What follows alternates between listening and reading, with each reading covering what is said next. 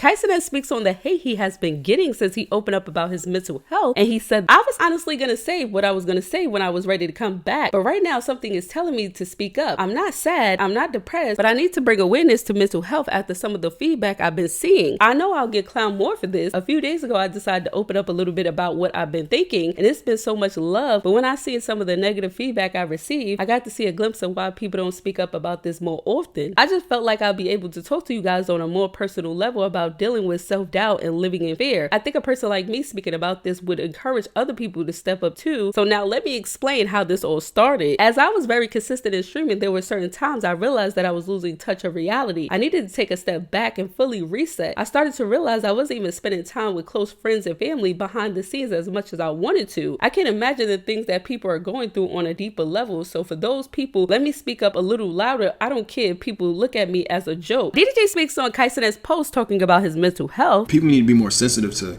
these folks on the internet that's literally living to entertain y'all, you know? Because I can relate to how Kai feel, bro. Like, I know we on two different levels of streaming, but we still stream at high levels. Like, I done did big shit, he done did bigger shit.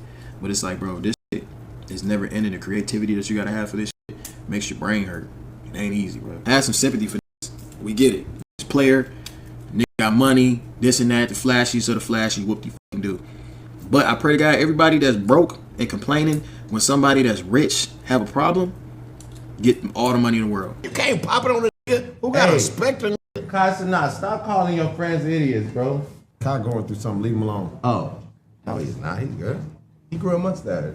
Yeah. It almost turned to the handlebars. That's when you going through something, but you know what you're going But through. he got it lined up. Nah, he's like, I'm gonna be a French poet after this. He got too much money. That's what it is.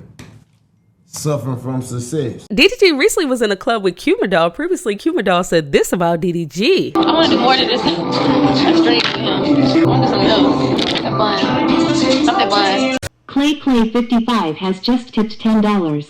Seeing you and Q-Bindle at the club. That's what's up, goat, keep it P. I do not mess with that woman in no way like that. It's a club hosting. Please stop being weird. God damn it, bro. DDG asked Melt why he tried to charge Kai 75 when he first started streaming. You know one person that asked me for help and I tried to charge him? Who? Rakai. I was helping everybody, right? And Rakai had literally called me. He's like, bro, put me on. But it was literally on some shit where it was like, I was like, bruh, I can't help you, bruh. Like, everybody been asking me how do you do this IRL shit? And I was like, I'll charge you 75. Before, like, he started? Yeah, this is before Kai really, like, took him under the wing. He was just doing that driving shit. I do remember this too. I did, bro. Did Melt make me? No. Chat, let me. Don't talk back. Melt was doing this IRL thing. I'm like, how do you how do you have an IRL 2K and stuff like that? I watched videos, but I couldn't find out. The nigga said, "Oh, I'll f you. Keep doing what you're doing, bro. You're gonna be big one day, bro." All that for to tell me I gotta charge you to get me to help me. From that day on, bro, I ain't gonna lie. I think that's weird. I'm gonna keep it bug. And there's no beef, none of that, bro.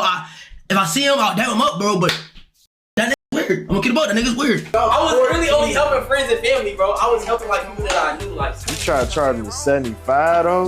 Is that crazy? He had to be like 12 at the time, though, bro. That's up. Bro, look, he was Tylil was upset after her nanny, who had favor at the time, was trying to get a Uber home. So the nanny called a Uber lady showed up, but she passed the building where she was supposed to pick them up at, which the nanny ended up calling her and telling her to spin a block. And the Uber lady was already irritated by that. But the Uber lady got to understand she has a baby plus a car seat. She's not about to walk 2 blocks down to where you at. So obviously the lady had to come around and pick them up at the building she was supposed to be at in the first place, which when she got there, she was already irritated because now the nanny has to get the car seat plus favor in the car, which she was struggling. And you would think the lady, being irritated and impatient, she would get out and kind of help them. No, she was in the front huffing and puffing. Then she started arguing with the nanny because the nanny was taking too long to put favor in the car seat in the car. So they're going back and forth. The nanny is still struggling to try to get the car seat in. At this point, the Uber lady doesn't even want to take them where they're supposed to go. So she told the nanny to get out the car, which the nanny turned on the camera and started recording. To me.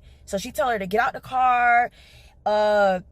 Actually, you know what? I'm just gonna play the video. She tells her to get out the car. She tells her, basically stereotyping her, basically saying like your type of people is the people that like to leave 1-star reviews, and I'd rather just cancel the ride and not even do the ride because I don't want to risk getting a 1-star review.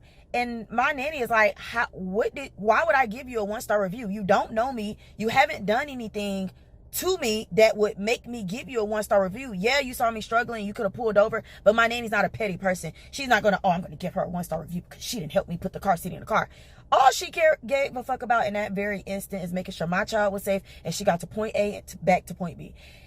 All of that extra shit was unnecessary. So I'm going to play the video for you guys to hear how disrespectful this lady was.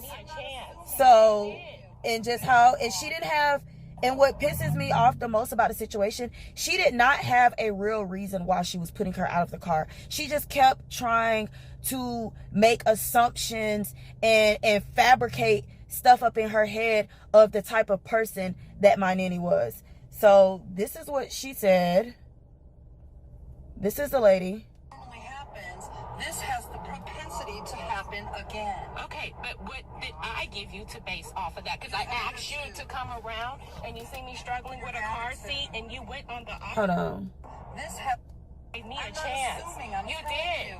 Based on what normally happens, this has the propensity to happen again. Okay, but what did I give you to base off of that? Because I asked you to come around and you see me struggling with a car seat and you went on the opposite side, and this is where I needed to be at, was right here.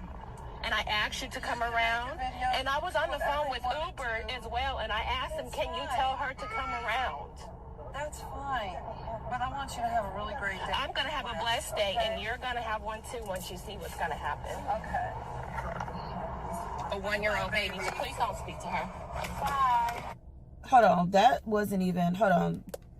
This lady literally just kicked me and a 1-year-old baby out of the car. She assumed that I had an attitude, and now she said, "Get her out of my car." And I know that's what it is. Not true. Yes, it is. So why did you say that you knew what was going to happen?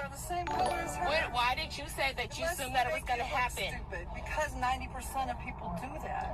But is that And me? historical data shows that this is what happens. But you are assuming with me and never gave me I'm a not chance. assuming, I'm You telling did. you, based on what normally happens, this has the propensity. No, to you're happen not saying, Okay. you're not saying based on what, no, you're saying based on black people. That's exactly what you're trying to say. Just stop as to why you got a 1-star review from black people. This is exactly why you got a 1-star review.